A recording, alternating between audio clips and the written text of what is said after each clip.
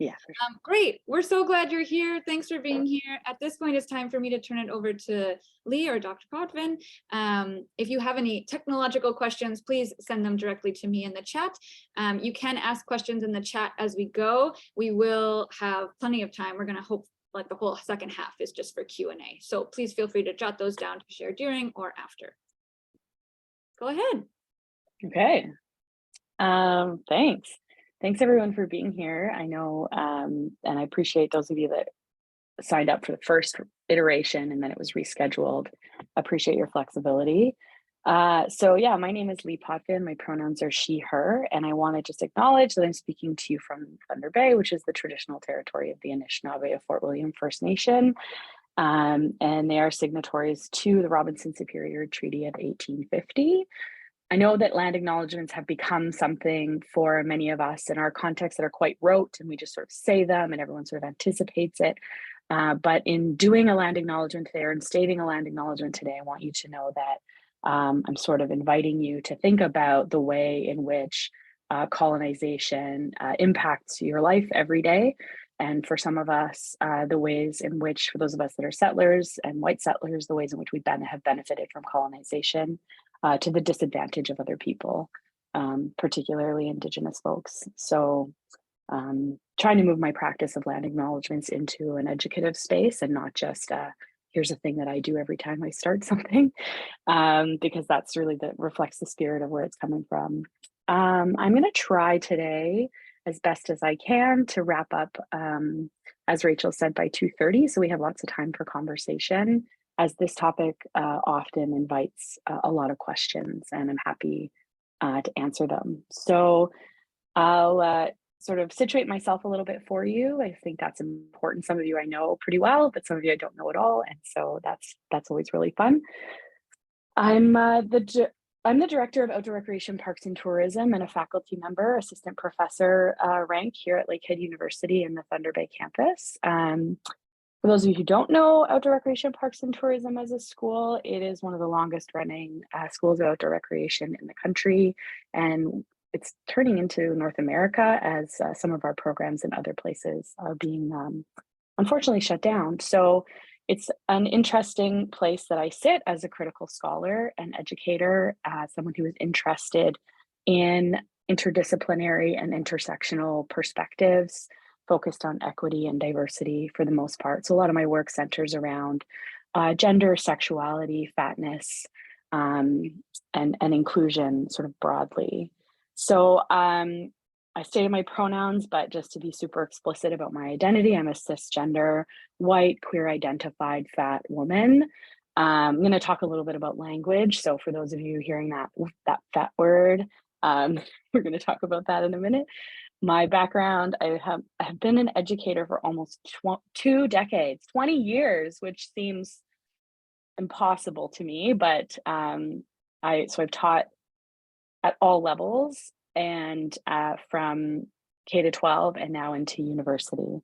Oh, I have a PowerPoint, don't I? I should share that. Let's see here. It's a real professional situation, everybody. Boy, you can see everything there, can't you? There it is. Okay. Actually, we can see your Zotero item selector. Oh, that's nice. Can you see all those nice citations? For a gang. Let me just get that sorted out. I haven't really moved on to anything interesting, so in my slide. All good. And as my supervisor from my PhD is here, he'll be happy to see minimal text on my slides. How's that? We're getting there. We're getting there. That looks better. Woo! Perfect. Now you know that I was cramming before the talk when you see my Zotero slides.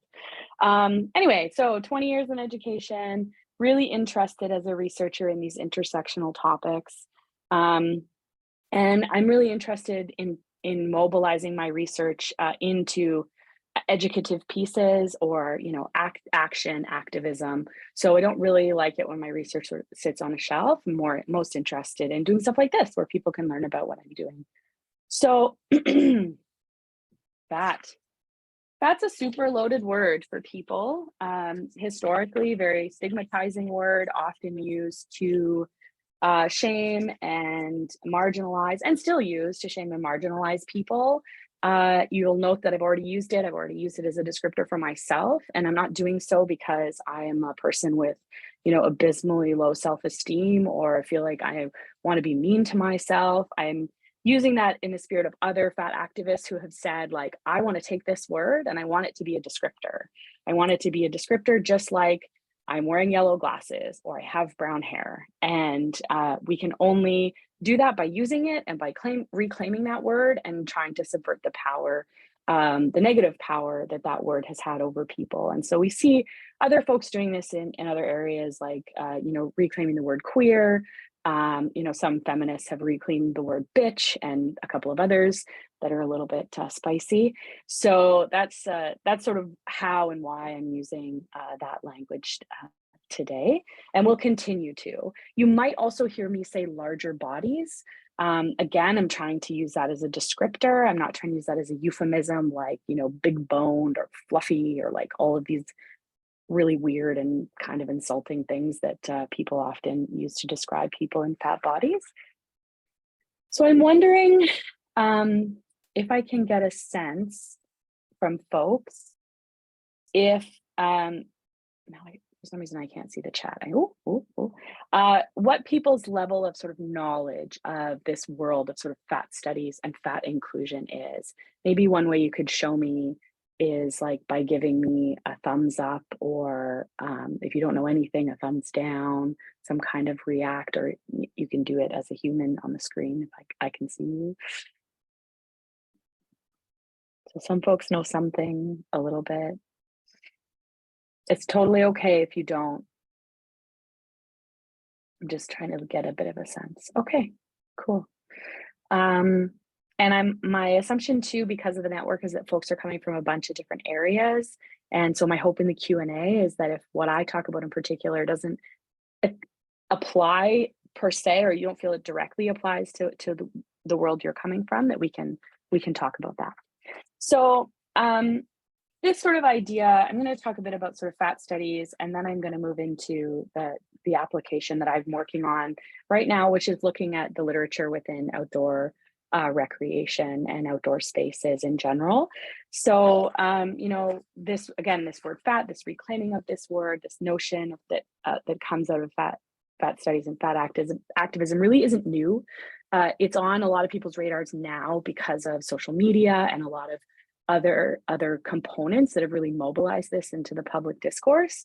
But fat activism has really been around since second wave feminism, and as disability scholars and second wave feminists sort of said, like, our bodies ourselves, here we are, and we are allowed to take up space, and our bodies can be however they are, and they should be celebrated. Quick Cole's notes, I would say, version. And so from there, the movement has evolved. The movement owes a huge debt of gratitude to women of color, and particularly Black women and Black scholars who have worked hard to create this space.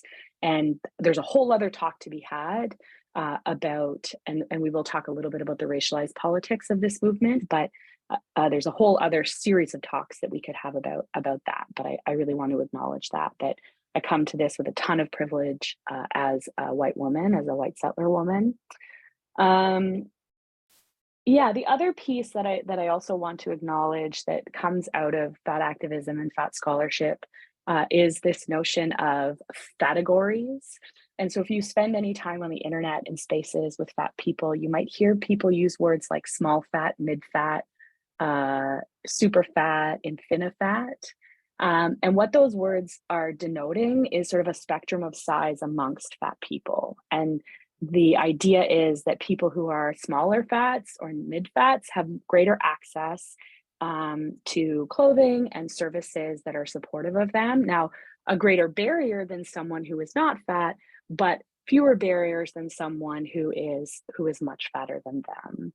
And Aubrey Gordon, she's the host of a podcast. If you ever talked to me about this stuff, I've probably told you to listen to the podcast, but she's also written a couple of books, and some examples that she gives is like, your access to life insurance if you're not in a system where we have healthcare, subsidized healthcare, then, you know, the payments that you have to make to your health insurance provider. So I'm thinking in the American context. Also, some doctors' offices don't have scales that can weigh people. They're not heavy enough, or they don't hold enough weight. And so folks have been asked to go, for example, to veterinarians to be weighed. So there's all kinds of ways in which these systemic disadvantages play out. Thanks, Rachel, for putting that. Rachel just put Aubrey Gordon's name in the chat, and I would say if you have anything that you want to put in the chat, I'm pretty good at monitoring those things. So here we are, next slide, health. I'm not talking about health today. I'm not that kind of doctor, as I like to say on an airplane. And even if I was that kind of doctor, my health or your health is only my business if you're my patient. And so conversely, what I'm saying to you is that your health is your business and the business of your healthcare provider, who I hope is supportive and affirming of you exactly as you are. Too often, we talk about fatness and we swirl the drain of health. And I'm not saying that that isn't a valid conversation for some people to have, but it isn't the only conversation to have. And I don't want to continue to conflate fatness and health as connected concepts, because there's a lot of literature from a lot of different areas that says that is not a direct correlation, right? So the size of your body does not correlate to your health. Critical disability scholars would also remind us that health isn't the price of entry that you pay to receive human dignity and appropriate treatment. So let that one wash over you a little bit, because often the way we speak about health is extremely ableist and anti-fat, and it makes people feel like, you know, they have to be a certain way to be honored and valued and respected as a human being. And that is not true. It should not be true, and it should not be the case. So we're not going to talk about health today, okay? We might talk about some health adjacent things, but we're not going to talk about health. How's everybody doing? You're still with me? Sweet. So I have a note at the top of my page here that says, take your time. How do I get this to go? Why am I always, oh, there we go. Oh no, go back. There we go. So some common roots. So if you're a researcher or you've ever encountered research, or I'm a researcher, when I get onto a topic that there isn't a lot of literature about, like that's the exciting stuff, right? You're like, ooh, not a lot of literature. But then after the excitement wears off, you're like, oh, there isn't a lot of literature. So I'm going to have to go rogue a little bit. So I'm going to pull some literature together from outdoor rec and from sort of feminist theory, and apply actually some of the work that's been happening in outdoor recreation related to gender and sexuality and race. Some of it explicitly addresses fatness, but there is actually very little literature on this at this point. So Stanley, who wrote an article about this, a lot of fat activism exists on the internet and on social media. And so Stanley wrote this article about a group called Unlikely Hikers and their social media following, their presence specifically on Instagram. And so the Unlikely Hikers group, and there's another one called Fat Girls Hiking, specifically focuses on being a body inclusive, size inclusive, pro fat or fat inclusive activities groups, hiking groups. And Stanley sort of makes an argument in their paper about the fact that there is nothing natural about the creation of nature and the wilderness. This is a colonial concept. Other people have made this argument elsewhere, but this notion of nature, of wilderness, of this place that we go to recreate, this is a social construct brought forth by colonization, right? In Canada, we see this most starkly in the creation of the national and provincial parks, where provincial governments and territorial governments staked out land to preserve it and conserve it. Now, whose lands did they take, right? We know whose lands they took, and we know why they demarcated those. And they demarcated them, Mitten and colleagues argued in 2018, for the male body, right? The outdoors is a social construct. Parks as governmental constructs were created for men. And I would argue an extension of that argument is that they were created for thin white men.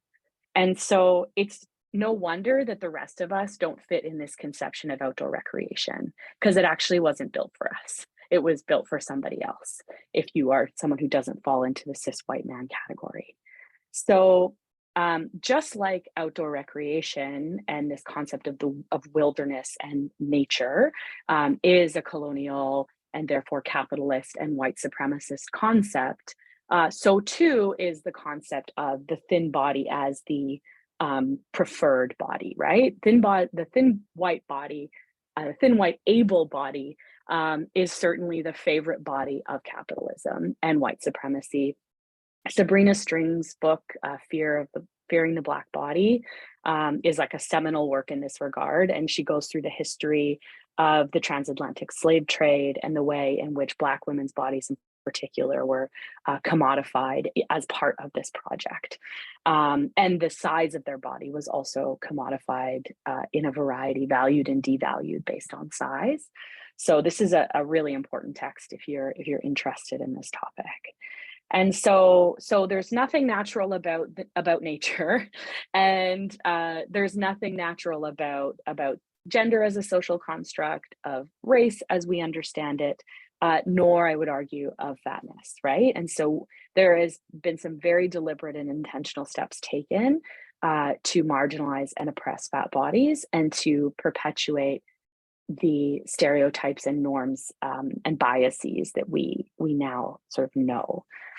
There was an article written by Harjunen, good Finlander name, in 2019. And this is an extended quote. So, my supervisor advised against these things, but I'm going for it anyway, Gerald. So Harjunen in 2019 concluded that the cultural hyper-invisibility of fat people who exercise reinforces the idea that exercise, especially in public, is a privilege only for those who have fit and athletic bodies and want to maintain them. The space reserved for exercise or recreation is still not inclusive enough, and the presence of non-normative body types is perceived as undesirable. And so Harjunen, being one of the people who has written about fatness and outdoor recreation, is, basically saying there is no visibility for fat people in the outdoors or in recreation spaces. Likewise, Jacqueline Scott, who is a PhD candidate at University of Toronto at OISE, who is a Black scholar and does a lot of work in terms of Black folks in outdoor recreation,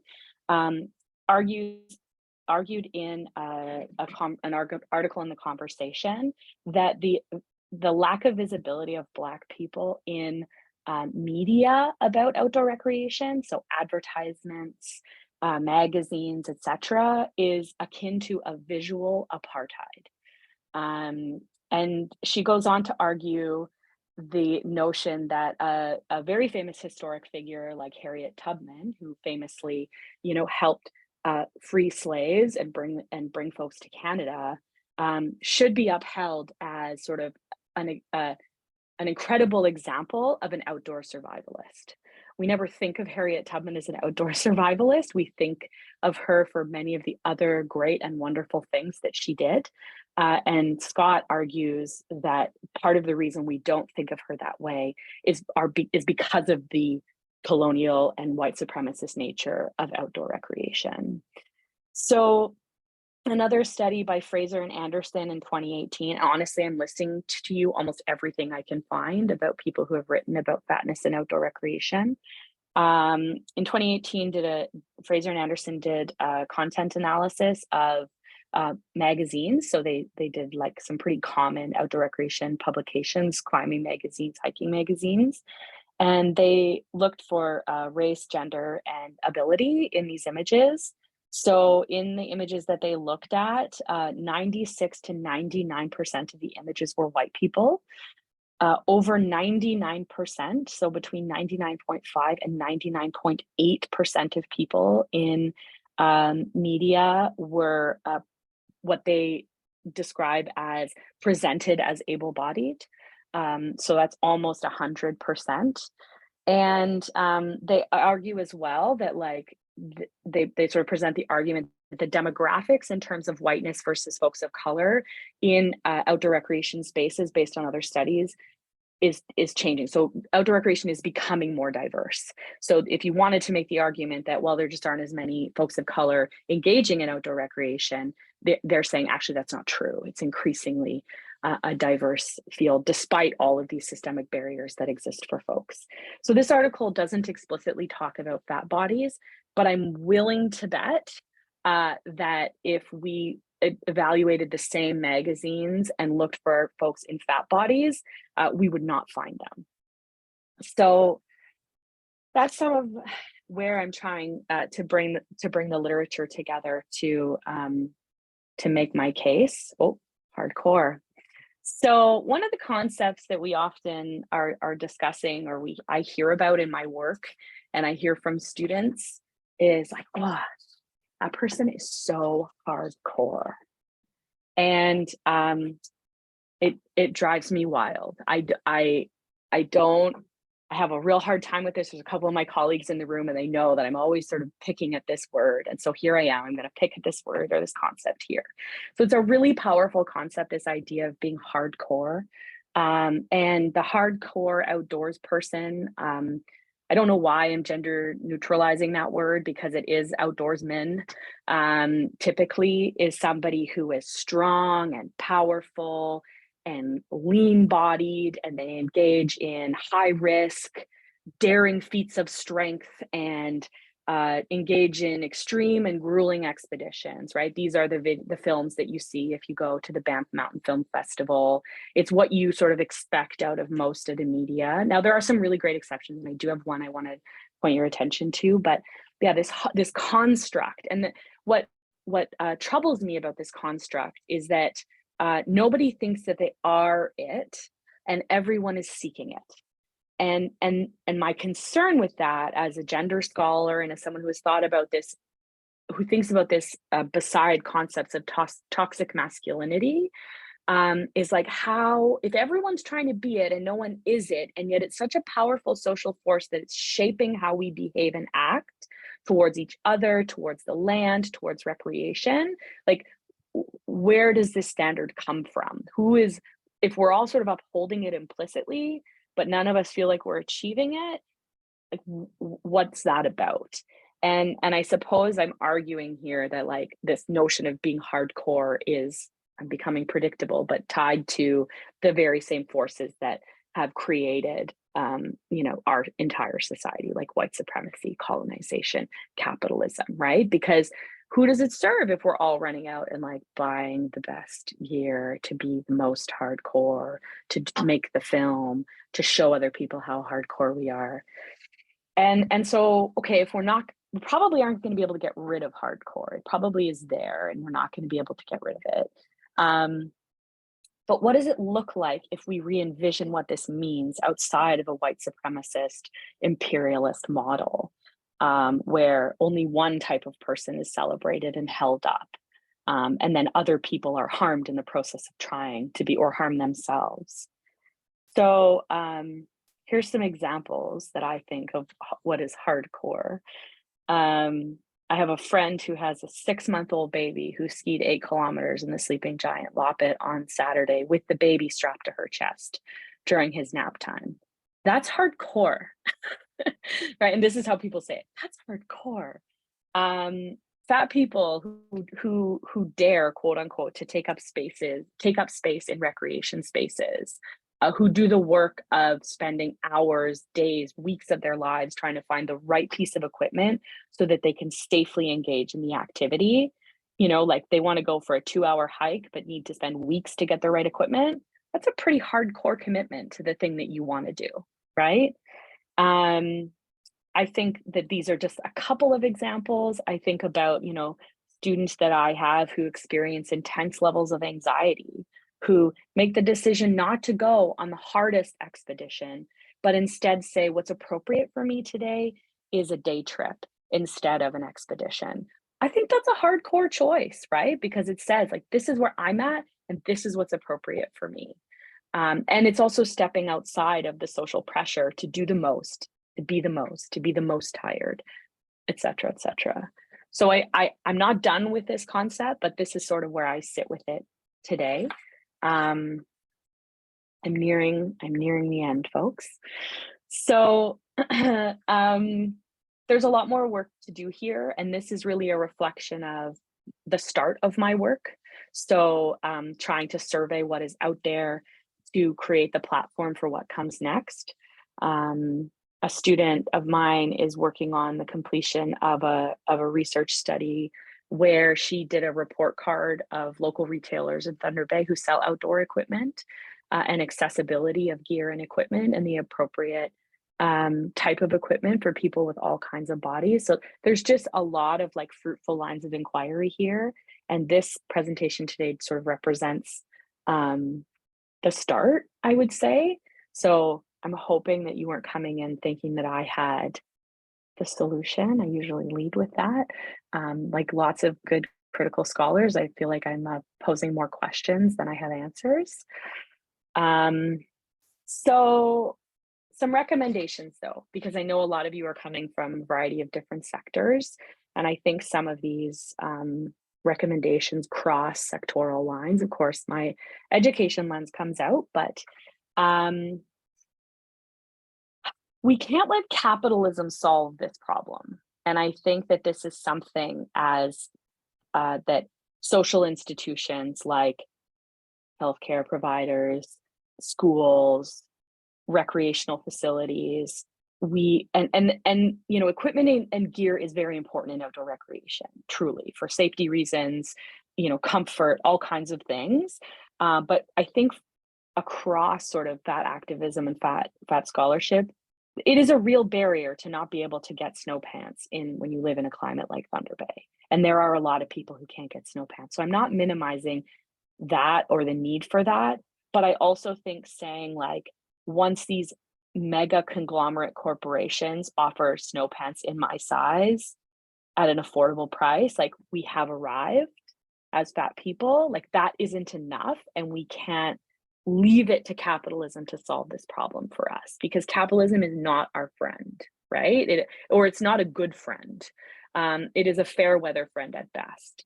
So it has there is a role to play here. And yes, the people need stuff and are willing to buy it, and they should have access to it. But it's not the only solution. So for folks that are connected to retail spaces, I think it is really important, and this sort of stems from my students' work. And we were really cognizant of the fact that like we're not interested in like throwing local retailers in Thunder Bay under the bus, like locally owned businesses that are super passionate about what they do. That's not what we're interested in doing. But we are interested in saying like, if I can only get the snow pants that fit me on the internet, and I live in a community with like 4 really good locally owned retail spaces for outdoor equipment, that's problematic, right? There's a problematic business model. The defense of that is often, oh, well, we don't know if we're going to sell out on the larger sizes, right? Or we don't want to bring in too much product. I kind of call BS on that, because stores overbuy all the time. And then have sales to get rid of that stock. And so, you know, also if dedicated retailers are not putting pressure on the parent companies to provide this equipment, who is going to? So there is an equipment and gear component to this. I think ways to make then having the stock is one thing. Making the space feel safe for people in larger bodies to come in, or fat bodies to come in and get the equipment, is the next step. And a lot of our local retailers are very good at creating community around their stores. And so my argument is like, and this extends for folks that are not retailers, if you're running a community organization, like what are the other ways that you try to engage with people who aren't the first people through your door, right? You might create a club, you might have a special like event or evening to host a particular type of person. I would say that not making an active effort to include those folks is more intentional, even if it seems happenstance. I hope that comment makes sense. So just because though people aren't being invited in, and maybe, oh, I never thought about it. The reason you never thought about it is because there's no visibility, right? Or people are concerned or nervous to come in. Even me, I do talks like this. I was just like in a retail space and someone was asking my size and I was like, oh, I don't know. Like it made me feel uncomfortable because of the stigma that can carry. And I'm not someone who typically feels very uncomfortable about these things. In terms of like folks that are doing programming, like recreation programming or community leaders, educators, anybody, health spaces, I'm talking about health again, sorry. But you have to include fat people in your images, like, and in your organization. Like you can't just like pull a stock image of a fat person off the internet and claim to be fat inclusive. But like, if there aren't fat people on your board, if there aren't fat people in your employment, like, or who work for you or who work with you or access your services, that's not because fat people don't exist, right? It's because they're afraid to be around you because they feel you're going to judge them. They feel a barrier to participating. And I think that there's a double-edged sword for fat people, which is that we are both highly visible and invisible at the same time. And so I think if I like make no other point, it's like that this culture of anti-fatness creates a culture where we aren't supposed to exist, right? Fat people are not supposed to exist in an anti-fat culture. That's like the definition of it. And so if the messaging you get from the world is that you are not supposed to exist in your current form, or if you do, you have failed, like what's that feel like to access a space and to think that that's the assumption that everybody is making about you, right? So yeah, that is like, I was thinking about this talk today and that point kept coming up and I was like, oh, that's really hard on my heart to think about and to say. But it's true. And I think Scott's language around this visual apartheid, right? Other people have called the zealous enthusiasm for weight loss that fat people experience, like akin to a form of genocide, right? Because we're saying we don't want an entire group of people in our society to exist. So if your organization or your workplace or whatever doesn't have fat people represented, why? It's not because they're not there and don't want to be there. So I think it's important to send really clear messages in that case that fat people do belong, right? In the images that you have, in the way that you talk about, bodies or whatever, like you need to be really explicitly clear that fat folks are welcome and they're not going to be policed. And one of the ways you can do that is to have chairs that are comfortable for larger bodies. This is a very simple thing, but it's excruciating when you try to sit in a chair that doesn't fit your body. A very good example of this are the chairs in the like fancy space in the study. There's like the main, for those of you at Lakehead Thunder Bay campus, there's like the outer space of the study. And then there's that other area that they've like made fancy. Those chairs are excruciating. So like, I won't sit in that space to have meetings, right? Otherwise I would be extremely uncomfortable. And that sends a message to me like, oh, people who look like you don't belong here. Okay, I said I was wrapping up and that was 7 minutes ago. I'm doing a great job. You have to also train staff to support the people who do show up in fat bodies, right? So how, this is really a matter of making sure that people have the tools to interact with people in a way that feels fair and reasonable and kind. It's often something that we don't talk about when we talk about, inclusivity training or whatever. So if you do work in a space that is health adjacent and the only materials that you have related to weight, name things that have content warning, come in here, name things like obesity and talk about the BMI, like that needs to be, it needs to go, frankly. But as an interim step, it needs to be heavily qualified why it exists, because there is like a plethora of documentation that shows the racist and capitalistic roots of the BMI as a construct. it's tied to eugenics, for goodness sakes. So why are we using this measure? And if we're using it, why are we using it to indicate health? So like BMI, obesity, it's gotta go. If you run a clinic and there's a poster on the wall, get rid of it, because I'm gonna see it from 60 feet away and think that my doctor is gonna fat shame me, right? This happened to me at my doctor. I saw the poster and I was like, oh. Fortunately, my doctor seems to be quite affirming, but it's scary. The other piece for folks doing programming or anything that might involve people's bodies, like in our program, we like fit people for gear, skis, life jackets, like stuff, jacket, whatever. There's stuff that goes on a person's body and it's part of what we do and it needs to happen. And it isn't a private act always, right? It's like a class. And I think I will say, like, I think we do a decent job of this. We provide like windows of time for people to come and get their equipment. And I think that kind of front loading and giving people transparency that, we have a variety of sizes to support a whole bunch of bodies. And if you're concerned that we might not have the right gear for you, please come and see me and we can talk about that. Those kinds of conversations, just being transparent, because a person in a fat or larger body is going to hear like, oh, I have to go be fitted for like a kayak skirt or something. And they're going to be thinking that they can't do it. And it will preclude them from even walking in the door in the first place. So try to have like windows of time, or, so you're not in that proverbial like high school phys ed class and you have to stand in front of your classmates and like, I don't know, do the fitness test or something really uncomfortable. But yeah, try to make it so that there's some flexibility in the ways that these kinds of activities can be supported.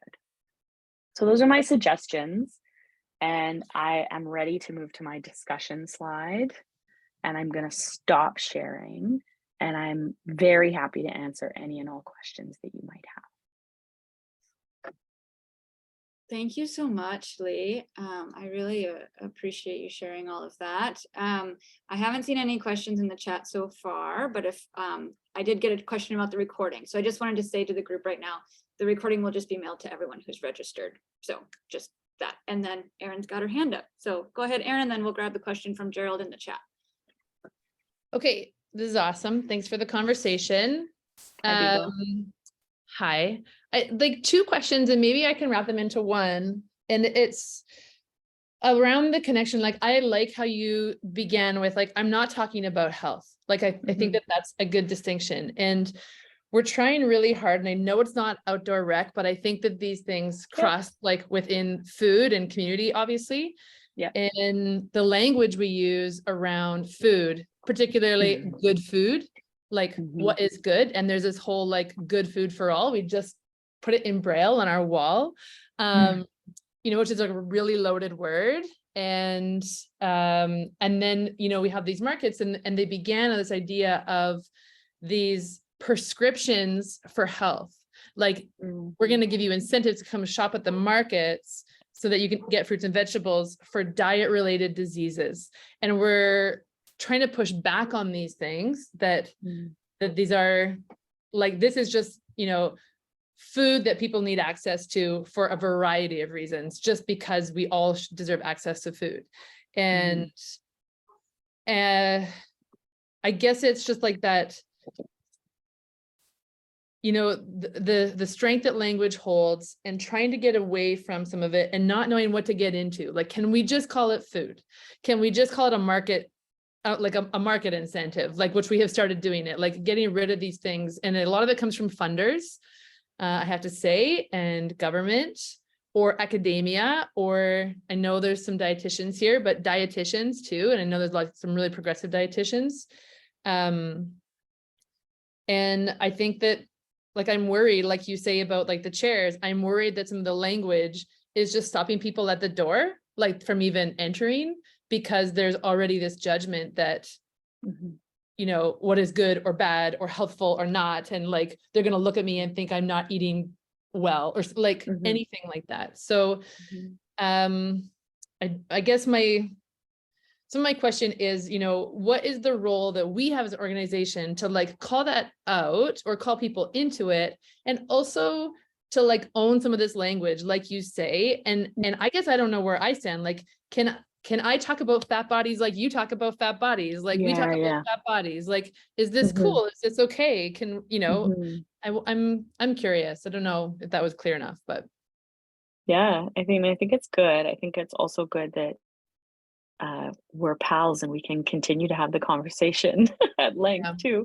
But I mean, I think the answer to like, is the way you're talking about food potentially causing people to not feel comfortable to come in? And the answer is probably yes, right? Like not everybody, but probably yes.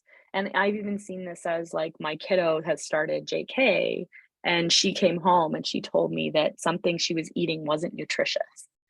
And I said, and we don't talk about that, right? And so I said, like, well, what is, and like, it's cute to hear a 4-year-old say nutritious, but like, and so I'm like, well, where did you hear that word? And she's like, at school, we're talking about it with the teacher that teaches them health. And so I was like, oh boy, okay, like, here we go. It's starting early.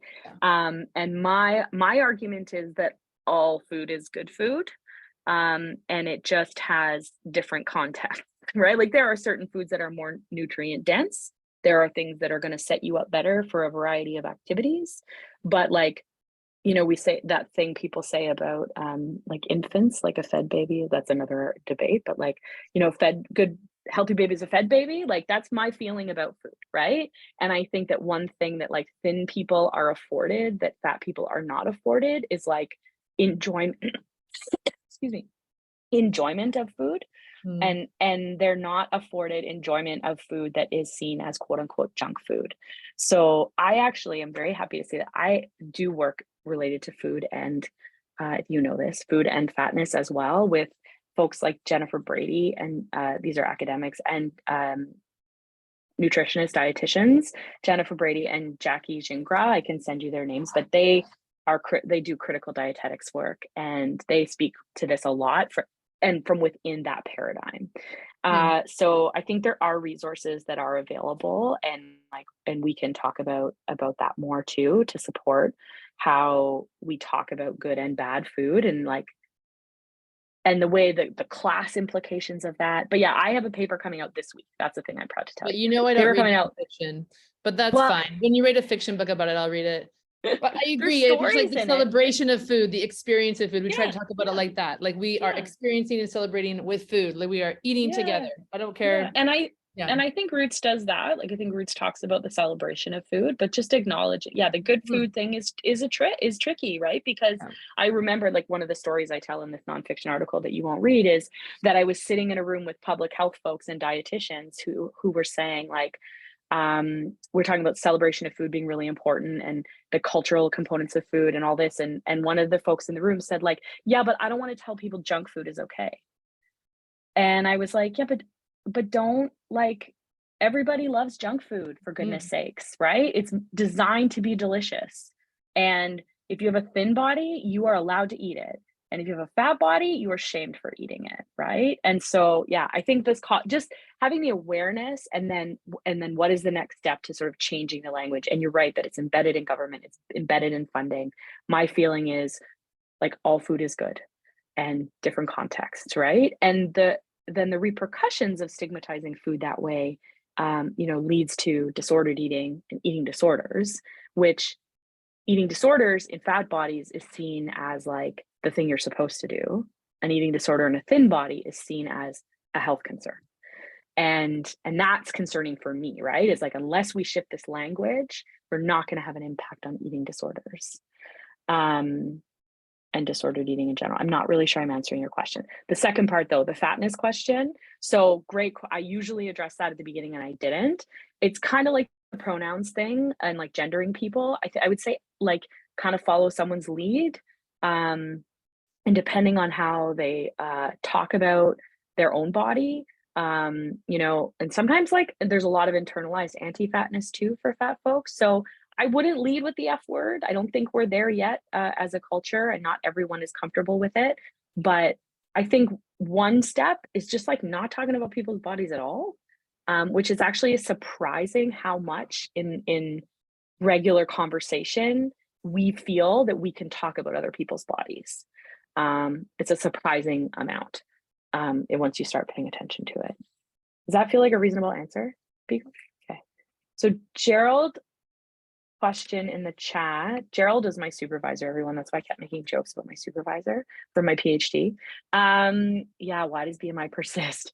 I don't like, people sure do love it. I think it's the, well, some people do. I think it's the efficiency of it, right? I think it's like, it's a number, it's quantifiable. It seems so easy and simple.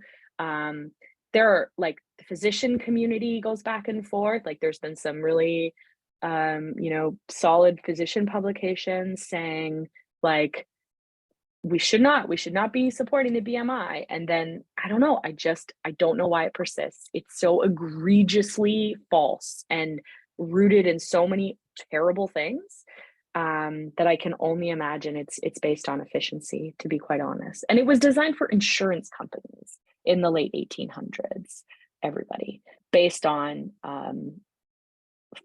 French and Scottish white men in the 1800s. That's where the data set comes from.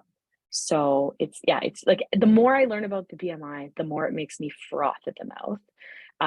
And especially when it is weaponized against me, right? Then that's where I really get it.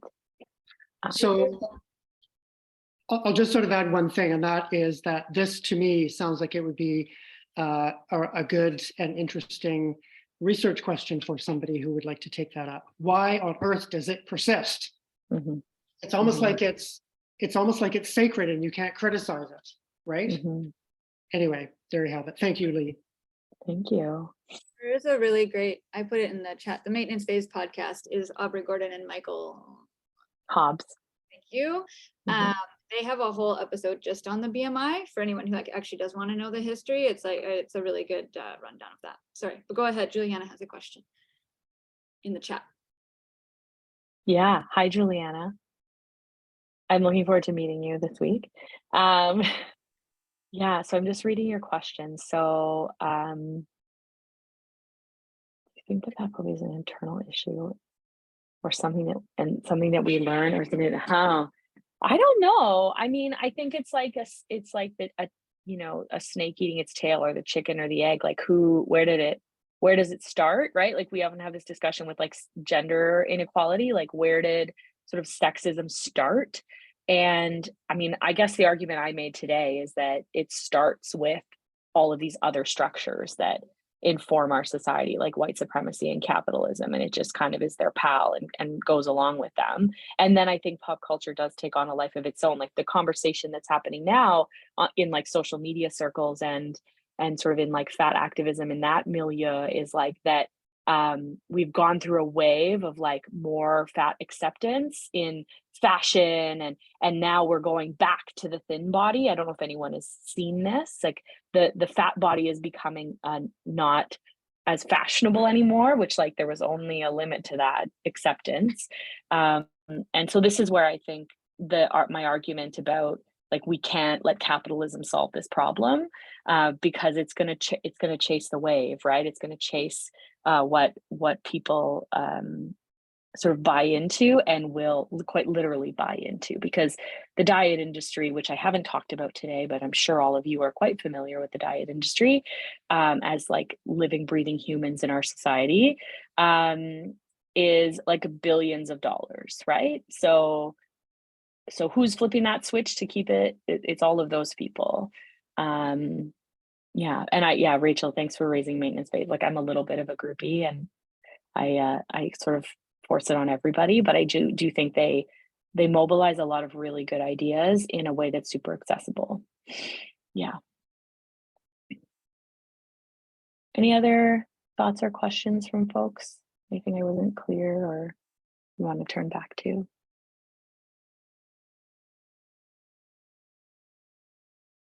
One thing I like to say is that allies are welcome. I think that as someone who has situated myself as an ally in other contexts, I often like have people say like, but I'm in a thin body, like how can I sort of be on board this work? And Jennifer Brady, who is a scholar, and I just mentioned her, like she's not here, but I've told her before, she's been a hugely important ally for me in academic circles and just as a person in terms of mobilizing this work and getting comfortable doing fat work in spaces where people are talking about food, because she has that insider sort of dietetics knowledge. It lives in a thin body now and is affirming, right? And there is research that shows that folks who have the social privilege that comes with being an ally are able to start conversations that folks who experience that form of oppression can't, and are able to sort of change minds in some ways because they can be in that circle. And so, you know, my suggestion to you is like, you can make this kind of change in your life by asking the kinds of questions that some of you have been asking today. And like, sometimes you don't, like, sometimes I think we're afraid to ask questions if we don't have an answer to give someone, right? If we don't have like, why aren't we including fat people more? Because I think we should do it this way. Maybe you don't have the because I think we should do it this way, but you just have to raise the question. Like, I look around this place and I see no fat bodies. How come? Right? Where are they? Yeah. So that would be my my final thought for the moment. Although you can see there's lots of thoughts.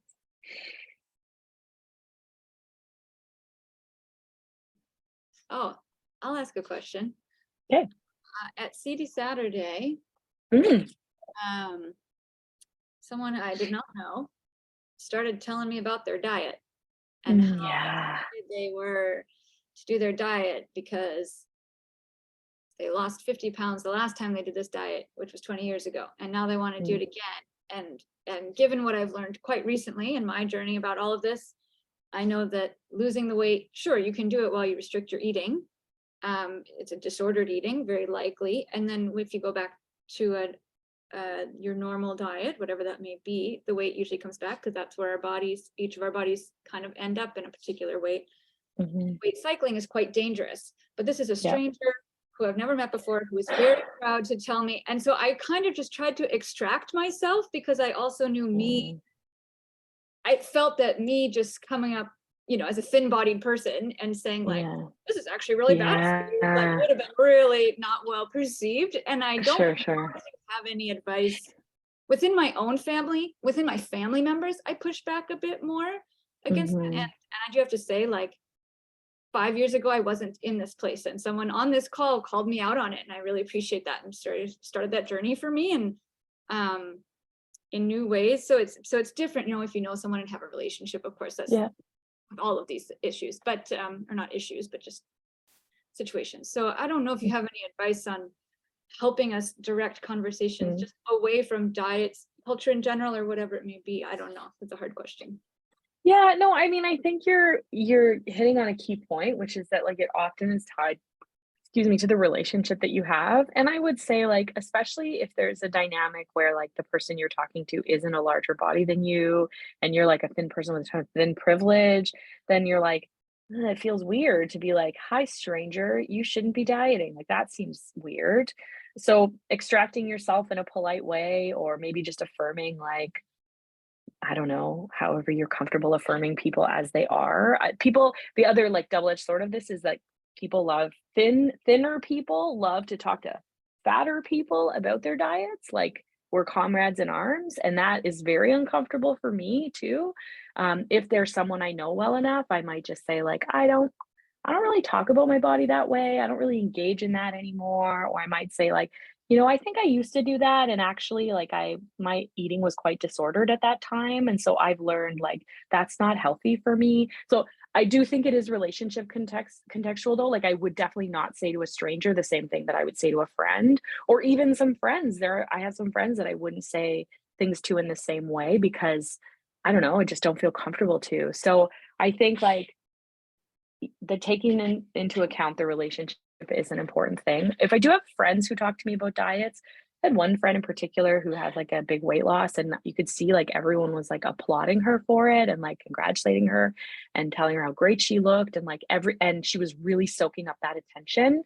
And I hadn't seen her in a while, and I wasn't giving her that attention, and our cultural script would say that like that was me being jealous, right? But it was really just like, I'm so uncomfortable because I know this weight loss is not sustainable, and I think you're beautiful all the time. And so what I ended up saying was, I think you're beautiful all the time, exactly as you are, right? Because in 6 months or a year, when the weight comes back, I don't want to be one of those people in her head applauding her for doing this thing that wasn't healthy or sustainable. So yeah, I definitely am not going to tell you like go out and fight the good fight with everyone you meet on the street. And there's so many layers to this for people, but you know, I often also respond with like some kind of bad joke, right? Like, I don't know, I'm probably just gonna go eat a burger now, you know, like something like that. But that's kind of my style. Yeah, so I think just it's tough though, and this is one of those examples of like, why is this a thing we talk about? And one of the like, and as flawed as this concept is, like a lot of the social media influencers I follow are just like, you know, your diet is not news. Like someone losing weight isn't news. Um, yeah. Anyway, that's my best answer for that. Thank you. You're We welcome. have arrived at 3 o'clock. Mhm. To everyone who's here for learning and coming with open hearts and minds to learn some more information. We will have the recording available. Also, and I know you listed a bunch of great references. So if someone was like, who was the author of the thing, you know, go ahead and connect. I'll put my email. I'm putting mine in too. Okay, great. Yeah, that's me. Thank Thank you so much, you. we really Thanks appreciate everybody for coming.